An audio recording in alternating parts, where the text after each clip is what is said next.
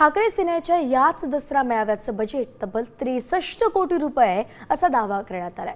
भाजपने हा दावा केलाय। भाजपचे प्रवक्ते केशव उपाध्ये यांनी या संदर्भात एक्सवरती पोस्ट केली आहे। 9 हा अंक उद्धव ठाकरे आणि त्यांच्या पक्षासाठी लाभदायक असल्याचं कोणीतरी त्यांना सांगितलंय। तेव्हापासून ते या अंकातून अवलंबून असतात। त्यामुळेच 6 अधिक 3 बरोबर 9 असल्यानं दसरा मेळाव्यासाठी 63 कोटींचं बजेट ठाकरे सेनेने ठेवलं असं केशव उपाध्ये म्हणाले।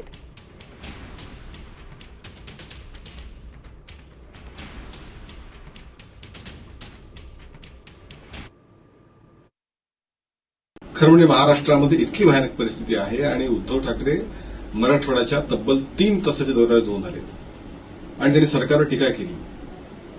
खरं म्हणजे या सगळ्या प्रकारामध्ये जर खरंच त्यांना काही करायचं असतं तर त्यांनी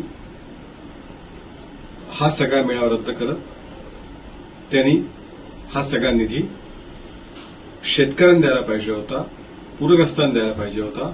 तर महाराष्ट्राबद्दल त्यांची असलेली कळकळ तळमळ ही प्रामाणिक आहे असं वाटलं नसतं, पण दुर्दैव त्यांनी तसं केलं। आता isakal.com आहे देशातील नंबर 1 ची मराठी न्यूज वेबसाईट। प्रत्येक अपडेटसाठी isakal.com ला नक्की भेट द्या।